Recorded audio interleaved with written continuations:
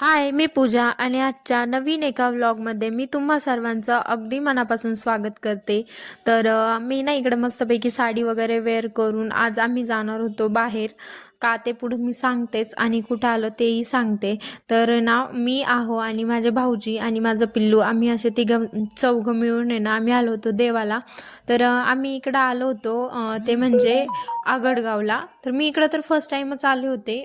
तसं तर म्हणजे हे दोघं जण जे आहे ना, तर ह्या ऑलरेडी या आधी ना खूप वेळेस येऊन गेलेले होते, पण माझं तर फर्स्ट टाईमच येणं होतं इकडं. आणि मला अगोदर माहीतच नव्हतं की इकडं लेडीज वेगळीकडं उभ्या राहतात जाण्यासाठी आणि जेंट्स वेगळीकडं. तर मग नंतर ना आम्ही इकडं लाईनला लागलो आणि इकडे ना खूप जास्त गर्दी होती. तर हे देवस्थान नेमकं कशाचं आहे हे तर तुम्हाला आहे ना कळलंच असेल गावाच्या नावावरून. जर तुम्हाला नसेल कळालं तर मी सांगतेच पुढं. तर खूप जास्त गर्दी वगैरे वगैरे होती आणि तिकडं बघू शकता तर पिल्लू ना त्याच्या पप्पाकडं उभा होता आणि त्यांनी त्याला दाखवलं ना तिकडं मम्मा आहे मम्मा. तर तो बघा कसा बघायचा लगेचच गर्दीतून शोधायचा मला. आणि ते थोडा वेळ होते माझ्या सोबती म्हणजे पुढच्या लाईनमध्ये जेंट्सच्या. त्यानंतर ना ते गेले ऑलरेडी आतमध्ये दर्शन वगैरे करायला. आणि इकडं छान असं दीपमाळ वगैरे होती आणि घंटा तर खूप मोठा होता. आता समोरची ही फोटो फ्रेम बघून तुम्हाला तर कळालंच असेल की मी नेमकं कुठे आले.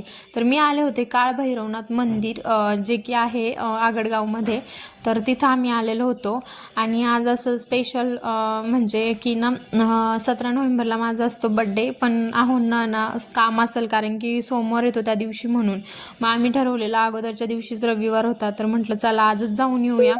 कारण की सोमवारी जर जास्त काम असेल तर मग आपलं जाणं नाही होणार. त्यामुळं आम्ही आजच जायचं ठरवलेलं आणि आम्ही ना गेलेलो. तर तुम्ही बघू शकता किती गर्दी होती आणि तिकडे ना भोजन वगैरे असतं. पण आम्हाला लेट झालेलं होतं ना आम्ही तिकडे गेलो पण नाही. मग आम्ही तिथून असं रिटर्न निघालो आणि रस्त्याने ना व्ह्यू खूप छान होता. तेच मी इकडं थोड्याशा क्लिप घेतल्या. आणि पिल्लू ना त्याच्या काकांना इतका जास्त त्रास देत होता पप्पा आणि काकांना. माझ्याकडे तर तो आज नव्हताच, पूर्ण वेळ त्या दोघांकडेच होता. आणि ह्याला ना पवनचक्क्या म्हणतात आमच्याकडं, तुम्ही काय म्हणता हे नक्की कमेंट करून सांगा. आणि येताना व जाताना ना दोन्ही साईडचा व्ह्यू आहे ना खूप छान होता.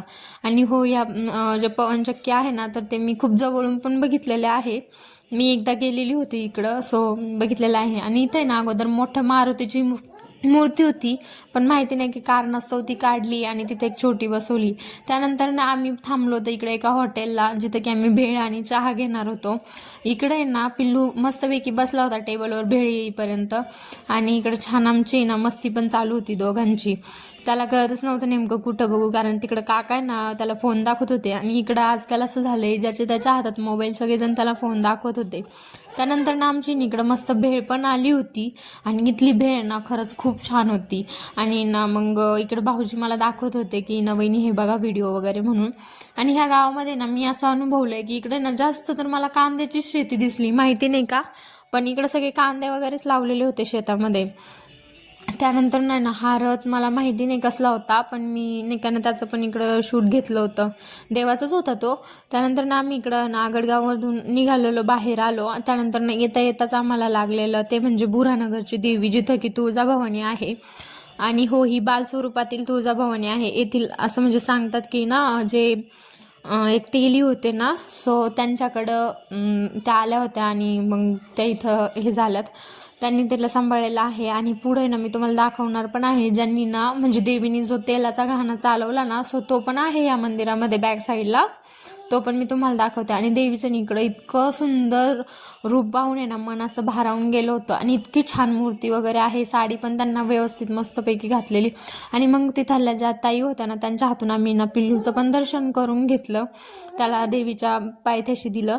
आणि हाच तो तेलाचा घाणा जो की मी अगोदर सांगितलं. तर तुम्ही पाहू शकता हा किती जुना आहे आणि देवीचा ना म्हणजे देवीने चालवलेला आहे असं म्हणतात. तर मी फर्स्ट टाइम बघितलं. याआधी मी आले होते या मंदिरात पण मी हे बघितलेलं नव्हतं. आणि मग आम्ही सगळ्यांनी इकडं दर्शन वगैरे केलं आणि मग आम्ही इकडे पुढे आलो होतो. तर इकडे नाव दाखवत होते की म्हणजे ना हाच तो हे आहे पलंग जो की ना तुळजापूरला जातो.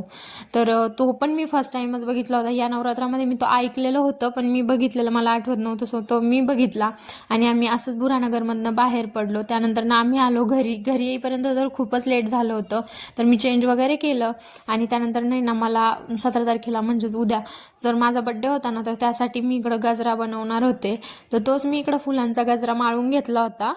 छान असा होऊन वगैरे घेतलेला आणि याच्यातून काही फुलं सुकले होते आणि काही चांगले होते. तर आहे ना मी म्हटलं की चला जसं आहे तसं आपण बनवू, कारण की फुलं ऐन वेळेला भेटतात नाही भेटतात. सो मग मी बनवला आणि त्यानंतर ना मी असं स्टीलच्या डब्यामध्ये ना गजरा नेहमीच ठेवत असते.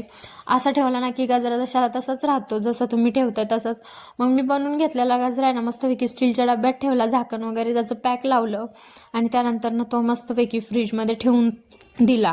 भेटू पुन्हा नवीन एका व्लॉगमध्ये. तोपर्यंत बाय बाय. आणि हा व्लॉग तुम्हाला कसा वाटला नक्की कमेंट करून सांगा आणि आपल्या चॅनलला सबस्क्राईब पण करा.